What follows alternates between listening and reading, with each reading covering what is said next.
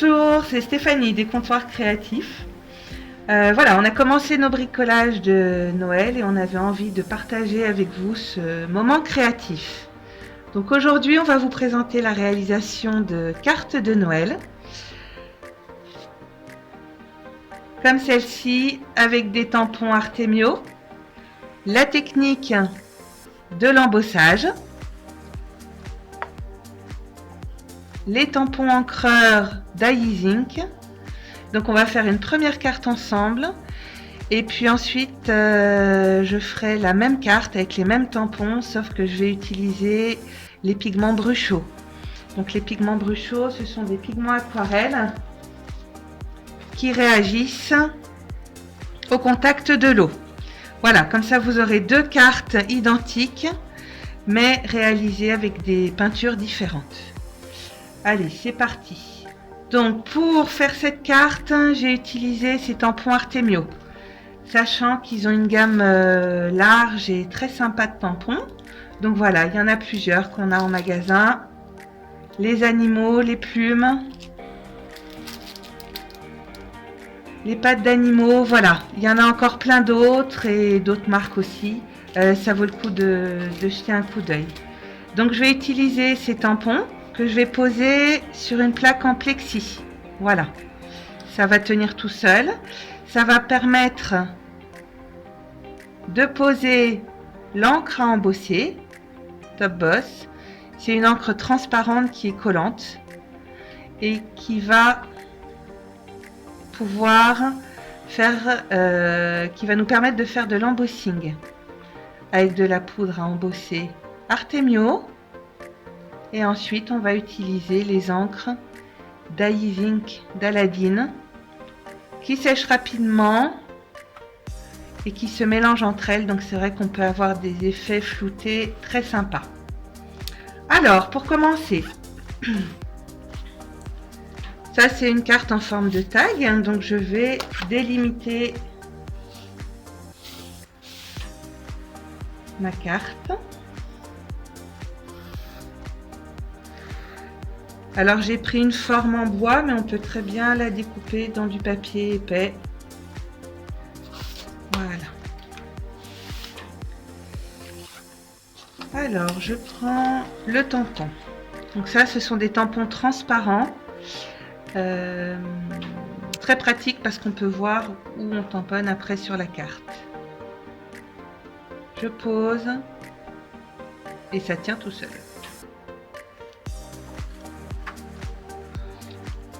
Ensuite, avec le tampon encreur Top Boss, donc je rappelle, c'est comme une colle. Je pose sur le tampon, voilà.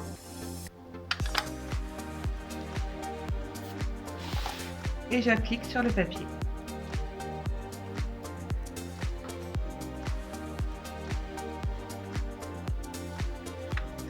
Ensuite, je prends la poudre à embosser. Donc là, j'ai choisi du blanc, mais elle existe dans toutes les couleurs. Et je recouvre généreusement le tampon.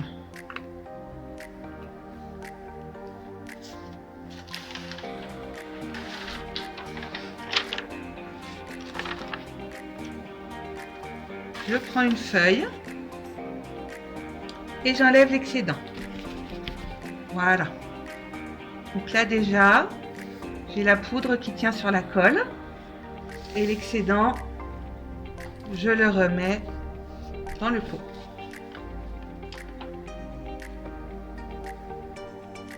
Voilà. Alors j'ai oublié de vous dire, j'ai utilisé un papier aquarelle. Voilà, Moulin du Coq. J'aime bien ce papier parce qu'il est épais, 325 grammes. Et l'encre adhère bien dessus après. Mais on peut utiliser un papier mix média aussi, Canson en propose, Clairefontaine, voilà. On a différents papiers en magasin qui peuvent convenir aussi, mais c'est vrai que le papier aquarelle est très pratique. Alors, je vais faire la même chose avec d'autres tampons.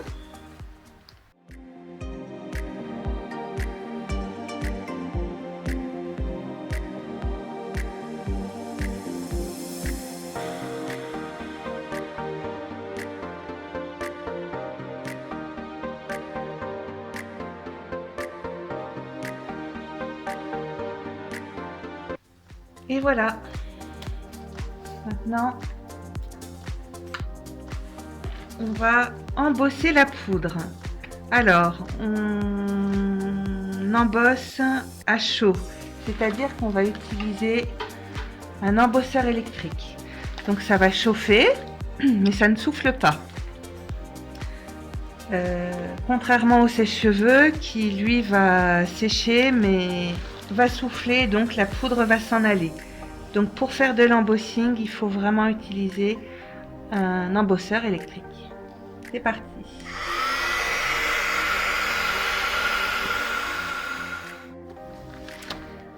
Voilà, donc on a embossé la poudre. Alors on peut voir la différence, c'est que là, sous l'effet de la chaleur, la poudre a un petit peu gonflé et est devenue très brillante. Donc ça va nous permettre ensuite de poser l'encre sans que cette encre n'attache sur le dessin. Alors, comme encre, je vais utiliser les Die Ink d'Aladine. Un petit manche à tampon et des petits mousses qui viennent se scratcher sur le manche. Alors j'utilise une petite pince à épiler parce que ça évite de s'en mettre plein les doigts. Donc je prends de l'encre. Alors je vais commencer par la couleur la plus claire.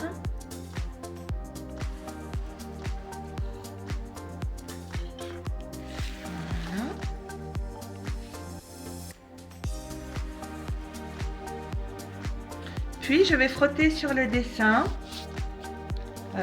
de façon aléatoire en faisant des petits mouvements circulaires.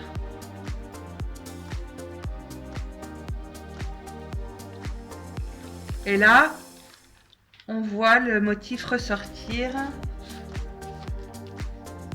à travers la couleur.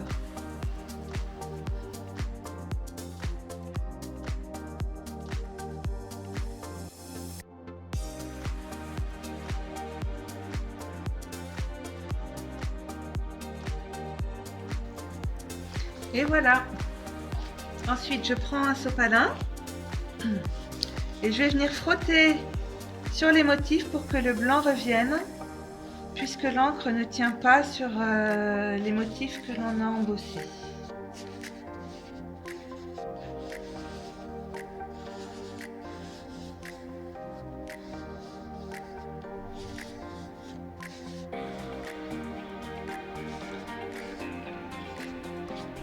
Voilà, maintenant je vais couper la carte et on va voir le rendu final. Alors voilà, la carte est découpée. Donc on retrouve bien le relief blanc brillant, l'encre autour et on peut repasser un petit peu d'encre sur les côtés, sur les bords. Donc ça, une fois que la carte est découpée, pour lui donner un petit peu plus de profondeur. Donc je reprends l'encre avec le tampon et je frotte sur le côté. Toujours en faisant des petits mouvements circulaires pour que ça ait un effet un peu plus diffus.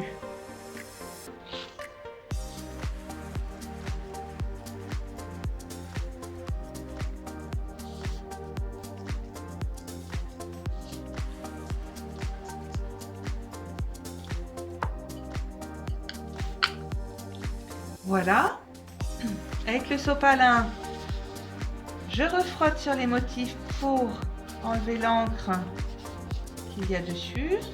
Voilà, et le blanc revient. Maintenant, petite touche finale, vu que c'est Noël, on met des paillettes. Et pour ça, je vais utiliser des paillettes Bruchot.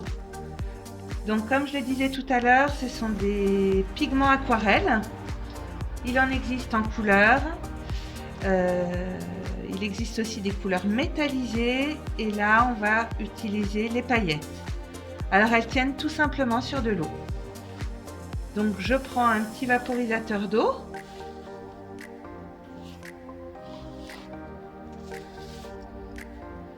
Voilà. je vaporise et ensuite je tapote.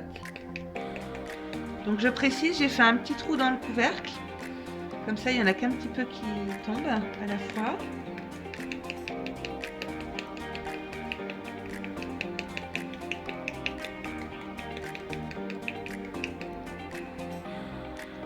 Et voilà. Et donc en séchant, les paillettes vont tenir. Donc ça, c'est notre première carte qu'on a réalisée, je le répète, avec les encres E-Zinc. Maintenant, on va faire la même carte, mais avec les pigments aquarelle Bruchot.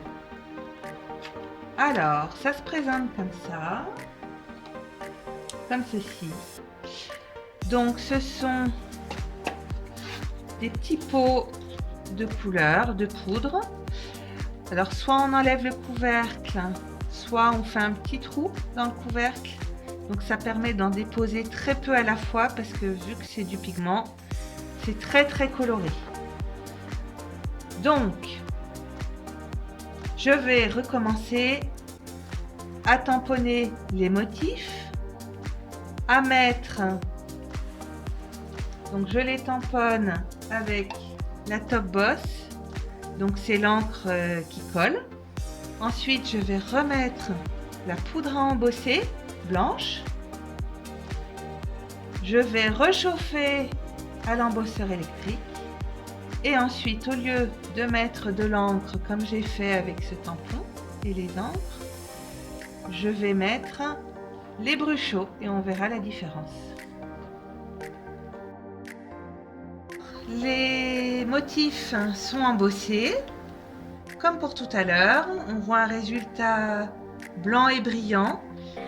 Donc, ce que je mettrai dessus ne tiendra pas sur les motifs.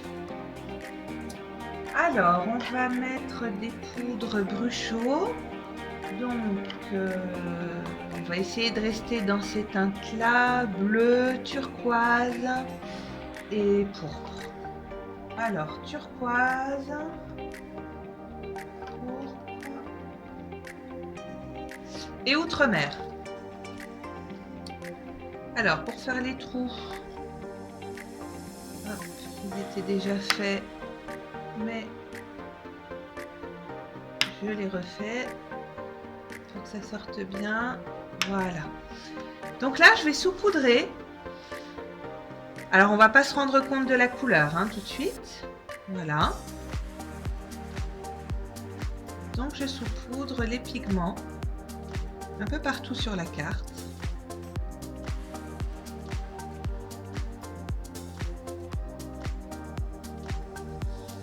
Comme ceci.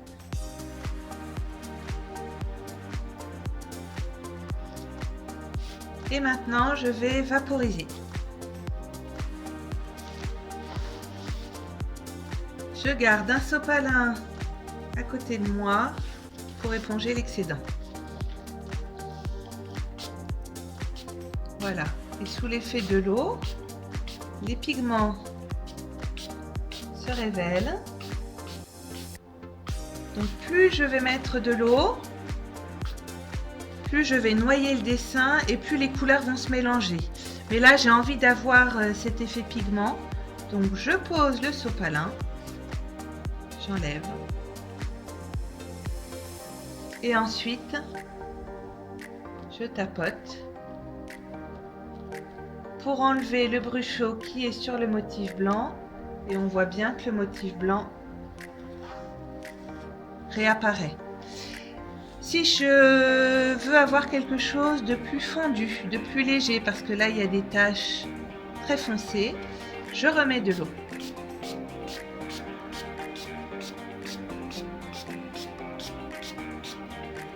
Et ensuite je retapote avec le sopalin.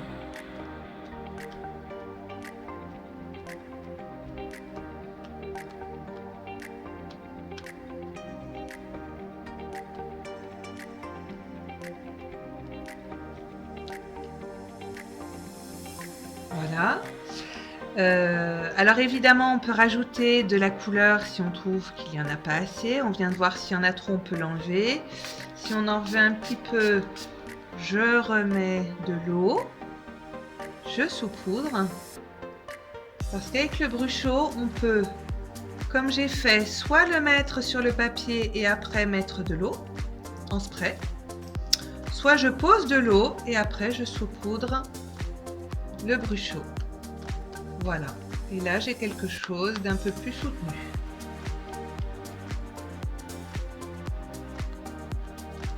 Et comme pour tout à l'heure, vu que c'est Noël, on met des paillettes. Donc, je remets de l'eau. Et je saupoudre de paillettes.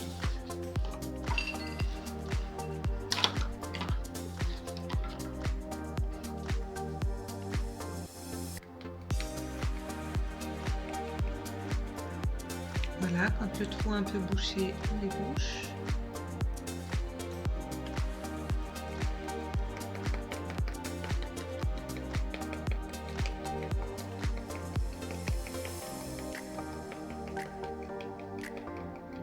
Bon, on a l'impression que j'en mets des tonnes, mais en fait, c'est parce que ça tombe doucement.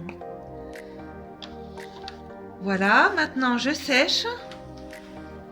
Et ensuite, je vais découper la carte.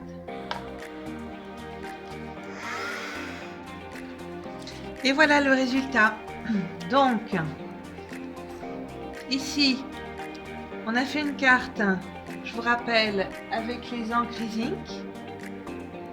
Donc on a un côté beaucoup plus fondu, plus régulier, plus doux.